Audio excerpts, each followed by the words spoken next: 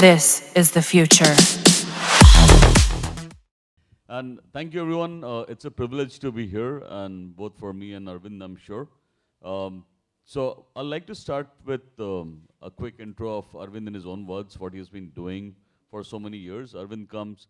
I know Arvind, like we have a working relationship in some way, but let's hear from Arvind in his own words. Okay, so my name is Arvind Bhat. I'm heading the Managed Services and Security Operation for Bharti, which is purely for B2B consulting group. We are based out of two locations from where we're actually delivering the service. One is our Manesar location, which is also our COE, and then we also have our next delivery center in Pune, Kharade. So almost like 500 people, and I'm excited to say that was one of the fastest cyber practice over last 5 years with more than 500 live customers, and we're actually running the operations for them for different towers from DDoS, WAP, Security Operations Center, MSS, ZTNA. And we're really proud of it that we have achieved this in last 5 years. Sure. And I think people might wonder what Elastic is about. Not everybody knows about Elastic. And I would like to call out that Elastic is a company in 3 different solution areas. We are in observability. We are one of the leaders in search. It is one of the most successful open source products ever. And we are also in security. A lot of people get surprised with the fact that Elastic, wow, it's a security company as well. But yes, out of 1150 vendors or brands that are there, Elastic is one of them too. So I think I'll start off with a question for Arvind. The question is, what are the challenges in security operations at the moment that he sees in his daily life? So I think we all know here, at least because we're from all same experience in industry. So it's changing every day. But I'll put it how I'm seeing it from last 5 years. So if we see traditionally how SOC or security being was told was that there are 3 key pillars, which is people, process, and technology. But if we see from last 2 years, there are more pillars which have been now added part of this. So one is definitely the SOAR, which is security automation part of it. Then you have AI and the ML. I think these are 3 new pillars which I see it is changing. And primarily they are changing because the kind of attacks the customers are experiencing are such that you need all these capabilities to have inside your operation. And because the attacks are changing, so the digitalization is happening, customers are moving on the cloud, almost like 80% of the customers are moving to the cloud. And one of the recent trends which we are seeing that the new generative AI, which is actually propelling these cyber attacks, whether it's deepfake videos or anything, and now we are seeing a trend where new malwares are getting produced, right? So I think the greater shift is happening, and now all the SOCs, all the customers who are actually running the security operations previously are actually going for next 5 years or 10 years. The 6 players will be now this people, process, technology. You need to have an automation. You need to have machine learning capability. And you also need to have AI generation kind of a thing in your operations. Yeah, thank you, Arvind. I think just to add to what Arvind said, we work with a lot of security partners or managed security service providers. And what happens is for large enterprises, large companies, investing in security is not just about investing in the right tool sets or products. It's also about having the right set of people, right? People are an important part of security operations for everyone, whether it's large enterprises, SMBs, or what have you. But large enterprises can afford to have their in-house setup. But for smaller SMEs or SMBs or whatever we call it, like the smaller customers who cannot invest in independent security operations, it is very important to work with the right kind of managed security service providers, and that's an important part of the ecosystem. It's not just about software. People and process are important part is what I would also like to say. Yeah. So I think there's one more change which I am seeing particularly coming out that we know that there are different partners, there are different products which we are coming. But I think the one thing which is going to shape next phase is having a singularity, because it's very difficult when you, so from my experience, there are almost like 30 to 40 security components in any enterprise. And what I'm seeing a growing trend happening that people are looking more on the consolidation point of view. And I see also the partners and OEMs, and Elastic being one of them, actually working into that where you have a singularity in a product and which can cater to different needs. So I think this is also going to be something which will be in focus for next 5 years. Sure, thank you. And I think we spoke about the opportunity that is there. What are the challenges that you see in security operations or running a security operations business, let's put it that way? So I think in India market, we all know it's very cost competitive, right? So there's no doubt about it. And you have lot of MSSPs over here. But the one change, there is one constant thing which we are looking at. So what is constant? The constant thing which we are able to see is that the cyber attacks are not just happening on a particular enterprise, they're happening across all the businesses. Whether it is small, whether it is big, or it's medium enterprises, the cyber attacks are happening across the industry. And the one trend which we are able to see from our security operations center is that we are seeing there is a slightly trend of that attacks going down. But whenever they are successful, the impact is huge. There is no way you can do. And one more thing which we see part of it is that whenever there is a successful attack, right, the data coming back is literally zero. There's nothing which is happening on it. That there is a greater trend when people are talking about other capabilities with respect to this, which has become an additional responsibility on the security, is that if there is a successful breach, then how soon the security team, in fact, or the CISO team will bring your business back. I think that's one assurance which is definitely being put in. Then the other parts are also threat intelligence, crisis kind of a thing. All these are being talked about. But it's not something which MSSPs are pushing. It's actually the businesses driving these all needs. We see customers asking this.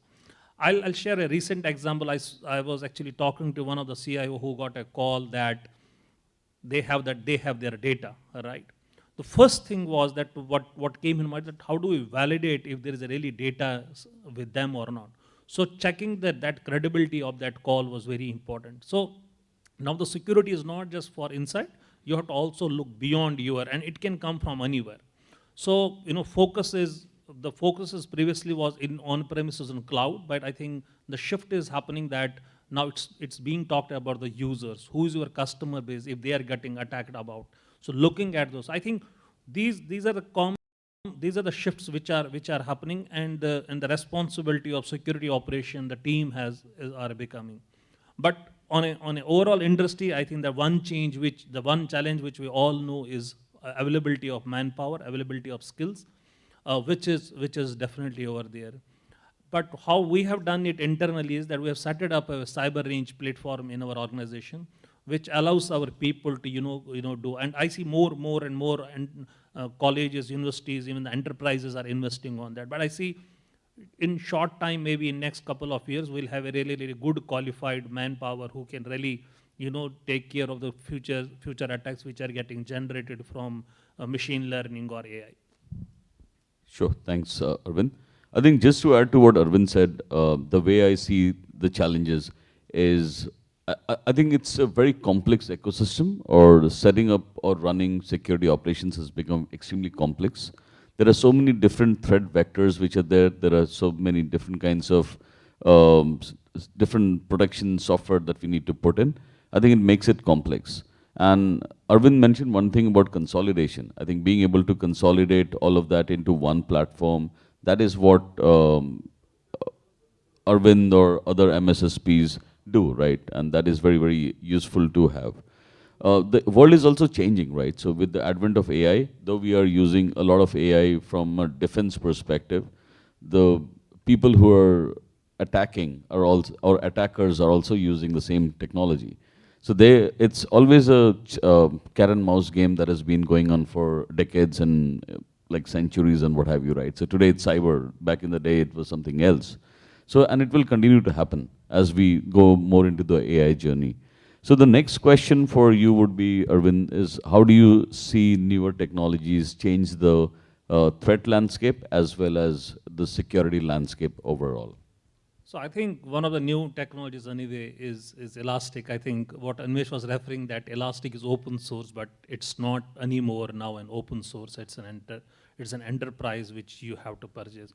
So I think when we started, and last 1.5 year back, we decided that we wanted to launch MDR services, because traditionally how SOCs were being run or how they were designed was purely that there should be an alert, you should detect it, and then you should pass on to the customer, then the customer will go and resolve it, come back.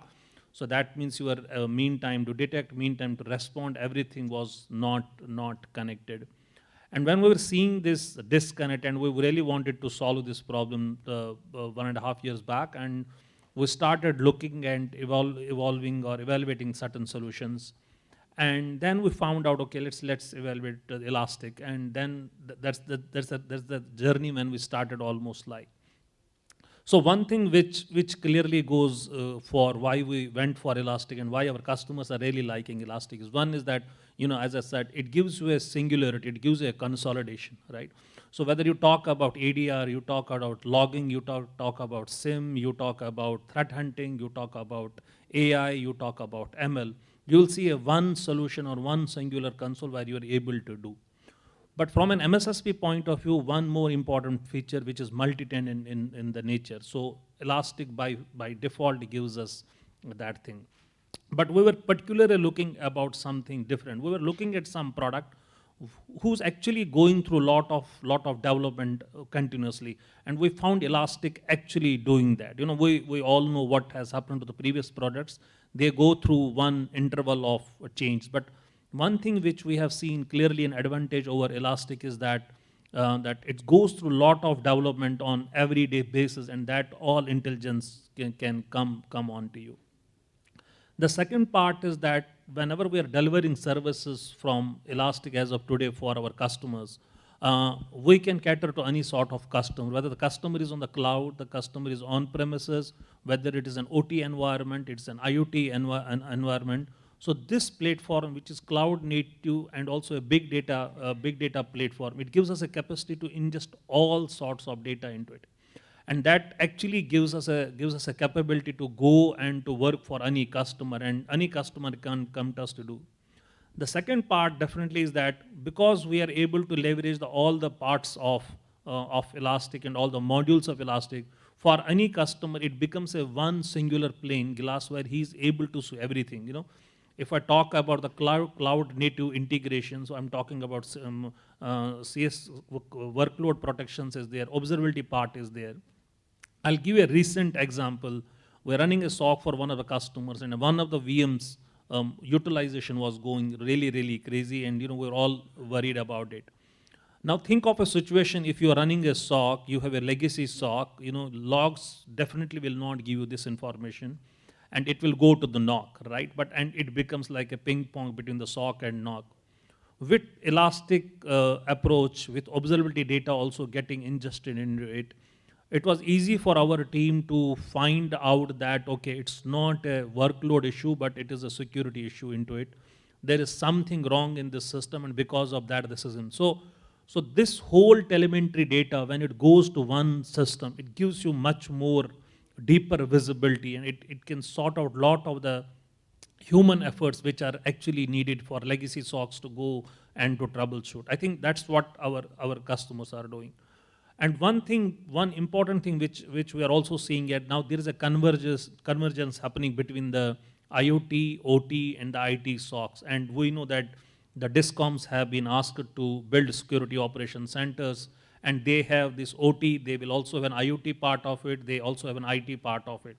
So they are really looking for something, which can consolidate everything. But all the businesses, when I go and talk about it, they're always worried about when you put one more agent on the system, right? It kills the whole performance. But when we go with our singular approach, the Elastic comes with one single kind of an agent. You put it on it, you configure it on it, you can enable all the things what you want to take, you can leave the things which you don't want to take. I think that's clearly how Elastic has been built its platform. And with 8.12 version, which is currently in this, the integration with chatbots, right, with AI built on it. One clearly advantage which I'm seeing with my team is the standardization in the operation. How generally in security operations we have seen is that you have people driven by their own knowledge. But now with AI-driven platform with kind of Elastic, it gives you one holistic set of instructions. How do you need to investigate on it? So I'm seeing also this platform we're using for bringing in a standardization into the investigation, and it is also helping us to improve overall security operations and response. Wow, thank you. I think thank you for the strong endorsement of Elastic, and I have seen how the Airtel team works. So we have a mutual admiration society kind of, right? So yeah, thank you for that. Having said that, I think the world is changing. It's not just Elastic. It is about Elastic-like products which will do well in the future. It can, having a security data lake is becoming more and more important, and a lot of production software feeding into the security data lake is very, very important. And we all are seeing how digital transformation has happened in the last few years. Not just happened, but hit really top gear in the last few years. Same for the government as well. You know, like there are so many new citizen initiatives which are happening. There are so many new initiatives, etc. That's all ongoing, and security becomes a massive part of citizen initiatives and all kinds of other initiatives, right? So software like Elastic or anything similar with an open source background, different kinds of deployment models, being on-prem, being able to be deployed in air-gapped environment, being able to work with different AI platforms, LLMs, right? So that is very, very key. I think all of that come together along with being able to integrate with a variety of threat intel feeds, being able to integrate with other open frameworks, other source platforms, etc., makes it much more usable and in today's world. So those days of completely proprietary software is gone. It's just So gone. I think I'll add one more thing. You know, when we are building the SOC and we were actually evaluating all these things. So one thing we clearly wanted to have something which we can customize as per customer requirement. All the old or traditional SIEMs, they come with their own baggage or good for them. But we wanted to have this because we're seeing more and more integration moving on to the API. A lot of the data now which you need to ingest into the SOC will come on the API. One clearly advantage which we see is that we can develop our own content, and it can be customer specific how we want to build it for customer. So something which you can develop for environment specific, I think that's a really important thing for a SOC point of view. And I also from last couple of years, and I'm seeing that it was like, okay, you're not seeing a threat, but I see now regularly there are threats which get mature at a customer because it's now a frequent. It's not like okay when. It's actually it's not if, it's when. It's happening continuously. And because the data volume is growing so high, it's the users are growing, so the adoption of the technology is happening so high. So you need a platform where you're able to see everything, and that's why you needed a platform which is in big data, cloud native, and have all these kind of support. So I think that's why we are leveraging more and more Elastic for our MDR services point of view, and we are all our customers running on it successfully for so much of time. And it, as I said, one thing which I continuously hear good is about the kind of false positive rates which we produce about it. The self mitigation of the agent, so you don't have to wait for the team to come in. So if you have an Elastic agent on your system, you can initiate a remote wipe off of anything. You can have a self-healing capabilities on it. You don't need a separate SOAR on top of it. So I think that's why the customers are looking at bringing in a one team who is responsible for end-to-end rather than having isolation between NOC, SOC, and application. So I think this platform really gives those kind of capabilities for us to which we can pass on to our customers. Yeah, thank you. Thanks again, Arvind, for the strong endorsement. I have an eye on the timer. We have about 50 seconds left. If there are a question or two from the audience, we are happy to take that. Otherwise, of course, we can save the time and move forward. The floor is now open for questions and answers. Simply raise your hand and we shall pass on a mic to you. Could we please pass a mic?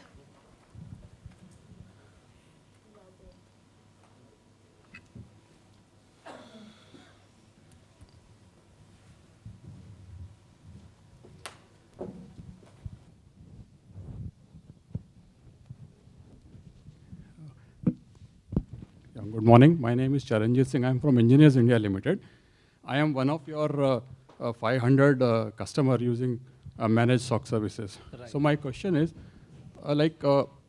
every company has its own SOC, and which is managed by you. So do you share the alerts or incident, that you observed in one organization with other organizations?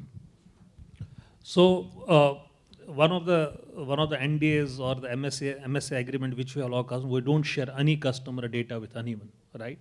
But as an MSSP, if we see there is a trend, let's suppose we see there is an incident happening on one particular sector or one customer, we definitely pass on that threat intelligence to our customer that we are seeing this trend. So I'll give you an example.